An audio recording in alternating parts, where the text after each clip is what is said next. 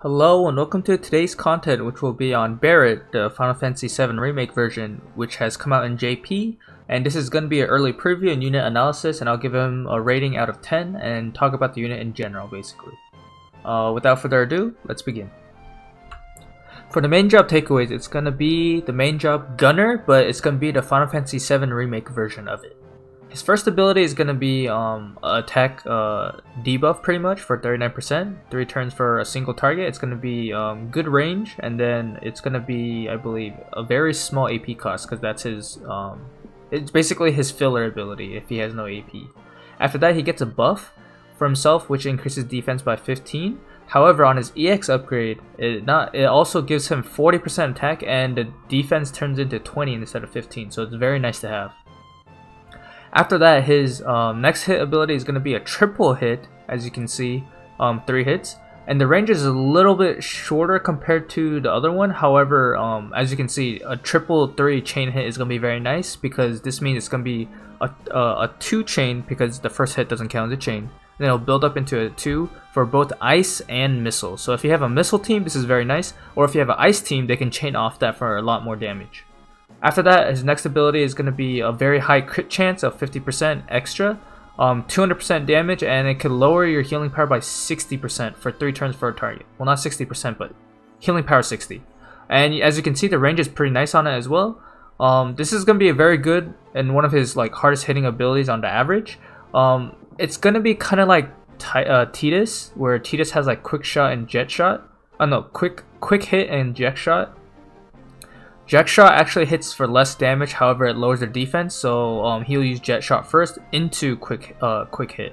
For Barret's scenario, he's going to use the next ability, which is decrease defense by 30 for 3 turns for a target. As you can see, if it's upgraded, however, it also has a chance to inflict slow, which is very good. And then he'll use the ability before that, which is the 200% damage and healing power down. So it's going to be a very good debuff transition. So he's going to be lowering their defense first and then healing power after. On his EX upgrade, when he's job level 25, he does get a very strong AoE, but it's very short range. As you can see, it's like a little rectangle shaped in front of him, which is almost his last ability outside of his limit break. And it also removes Guts / Immortal Spirit, which is very nice. You can kind of think of it kind of like a Tifa counter in a way, kind of. And as you can see here, his limit break is going to be a 2-hit. It has pretty good range, and it has a chance to inflict confusion for 3 turns, and it's pretty good range. Ironically, as much as how this can be really good, I do believe Agrius's limit break is still better because it can hit multiple targets for the same amount of percentage, and this one and actually Condescent Hue, which is Agrius's limit break, actually has longer range by 1 more tile. It's kind of funny, but hey, at least Barret has this. Moving on to the sub-job takeaways. So for the Gunner Final Fantasy VII Remake version, he gets a huge around him AoE ability, which is strike damage for 170%, and it has a chance to immobilize for 3 turns. Very nice to have. As you can see, it says ignore float, and what it means by that in terms of translation is that it cannot hit floating enemies. Kind of like Terra Slash for the Monk ability, it cannot hit floating enemies. So for example, if Gilgamesh has auto float on, it cannot hit him. After that, his buff is going to be Missile Attack for 60 for 1 turn for himself. I think it's kind of niche for only a single turn. Maybe if it was longer because he doesn't have a lot of buffs, it would be better, but yeah, it's there.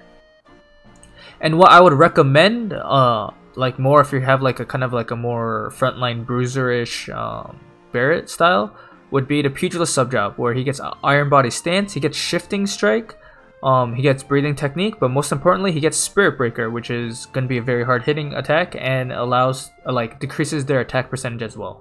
Pugilistic Master is going to be good because he's actually able to, have a team buff, because as you can see, everything else he had in his kit does not involve any team buffing.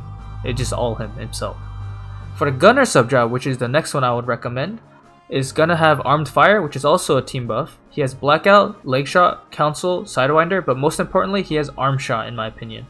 Arm Shot is very good because it has a chance to disable, and as much as some units don't have disable, like resistance, the ones that do, basically you have to pick and choose your fights, but if they don't have it, Arm Shot is highly effective.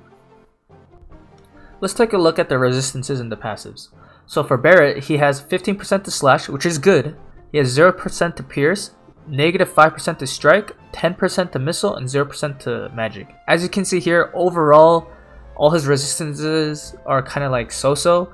He has good slash, however. It's not 25, but 15% is not bad. He has 0% AoE resistance, 0% single target resistance. At level 120 with his master ability included, he has 8 defense and 0 spirit. His resistances to statuses, he's going to be 50% to slow, 50% to disable, and 10% to blind. Having that disable resistance is going to be very, very important. As you can see from his master ability, he's going to have the mono ice ability for his team and himself. He also additionally gains HP 10% for himself and defense penetration 15% for himself. His mobility is going to be move 3, jump 1, cost 90. As I say, like in almost all the videos, cost 90 does not mean a higher cost in shards. It just means that quote unquote they are a stronger unit in general. So for the passives and what I can recommend for you is his first passive is going to be from his main job, the Gunner Final Fantasy 7 Remake. Is going to increase your defense by 12 and crit evasion by 15. Crit evasion is not as important as you think. However, the defense 12 is going to be very good because if you combo it with his base 8 defense, he gets a base 20 defense instead, which is very nice to have. Warrior Spirit is going to be very good because it increases his HP even further because he already has very good HP, and it increases his attack. Concentrate is also something to consider because it increases his range, and he's not really an evasion unit, so that doesn't matter. The range itself is going to be more effective. For the niche and flex passives, as people know, Barret does have hate. He actually is able to have turn 1 hate on a passive, as you can see there, and increases chances of being targeted 5 for himself. So he could gain 5 hate for himself on a passive. The reason why I put this in niche and flex is because he gives up too much, I believe, in like compared to other passives. Maybe you could pick one over like the defensive one and the hate, but then you're missing out on either on range 2 or HP and attack percent. Like, it just does not feel good. I don't know why Gumi did this. I wish they kind of like slapped it together with the defense passive. It just feels horrible the way they put it like this. After that, we have Flurry Enhancement, which is not bad. Accuracy is actually kind of good, especially because he doesn't have any 100% hit abilities. However, like I said earlier, he does either like miss out on his HP/attack or his range, so it depends there too. Missile Mastery just increases missile attack by 15. It's not really, I mean, it's not bad, but it's not any better than the recommended ones already. For his reaction abilities, he has a kind of a more unique one where he's able to counterattack all damage from a certain range. He can hit them back with the ice missile as well as decrease their agility. He has counter shot from the gunner sub job, and then the more, in my opinion, the better reaction if he is close range fighting is going to be flurry counter. It's going to be very effective if you are using it like well enough. So Barret's rating out of 10. At his release, I gave him a 9 out of 10. The reason why is that he only has 15% defense penetration, unfortunately. However, he does have an ability to debuff defenses by 30 to enemies. It is single target, however. He has good HP, he has decent attack, he has low agility, however, but he does have a base of 8 defense and 0 spirit. He's capable of actually high damage ranged abilities and has concentrates to increase his range. I would say he's arguably has very high missile damage in general because of his stats. He's however focused almost entirely on single target DPS unless you're literally like 1 or 2 tiles away for his AoE abilities, or if you're using like the gunner subject for Sidewinder. He just does not have a lot of AoE options unless he's very close, like close range, close combat. He's able to flex into 2 attack types with the Pugilist subjob, so it's going to be strike as well as missile. It's nice to have because strike is going to be a little hard to mitigate against, and he does have missile, but yeah. Strike resistance is a little bit hard to mitigate against in general, so it's nice to have that as a secondary option. He's able to lower his enemy defenses. He can inflict slow. His limit break can cause confusion, and he can also decrease healing power and remove Immortal Spirit and Guts. Technically, you can think of him kind of like a Agrius, but as a gunner instead. He's able to inflict a lot of status ailments at like a better range compared to other units. He has a decent resistances all around. He's not very strong in any of them, however. Slash is 15. It's not 25 or 20, but 15 is not bad, however. His gunner subjob allows him to either do disable, blind, and mobilize, so that's something to consider if you want to use him specifically for status ailments. He does have no 100% hit ability, unfortunately, so ironically, as much as he has quote-unquote the tools and abilities to kill Tifa, he does not have 100% hit ability, so it doesn't guarantee he will be hitting his abilities. Because he has 3 move and 1 jump, it makes it harder for him to position for attacks, but he does have high range to compensate because he's a gunner and he has the concentrate passive if he wants to flex into that. He has decent AP cost on abilities, however he has very poor AP generation abilities, unfortunately. As we saw earlier, he has not many buffs that can benefit him much in terms of AP generation. So the future and longevity of Barret, his scoring I gave him is going to be a 9 through 10ish because we don't know what other ice units are going to be out like past Barret, but we do know what we have right now. And what I'm going to say is that due to him being an ice element in general, he's going to always have to worry about King Mont in terms of higher level competitiveness, because King Mont is just a very good unit, and not only is he double cost and a fire unit, he pretty much can handle like Barret's damage because of the element alone pretty much. He's able to get high defense, however, with his passive setup. As I said earlier, with his base defense and the defense passive, he could get 20 base defense, which is very nice to have, especially as a gunner, which is not very common to get that high defense without like equips. He does require AP generation, so he's gonna need bells or generation or something for like basically to increase his AP because he does not have any good AP generation abilities. He's also reliant on his defense debuff ability to pierce through defense. Like if you have defense debuff like a defense debuff like resistance, and he's not able to actually lower your defense on the first hit, that means his 15% defense penetration isn't really going to do much, not enough pretty much. As I said earlier, he has no 100% hit ability, so it's going to hurt even more against evasion in general. That means 2B and Tifa can still run like laps around him if he's not careful. He also is very slow, so his agility is something to think about when you're building him as a unit. He's also kind of weak to magic. Mostly I say this because he's due to 0% resistance and 0 spirit.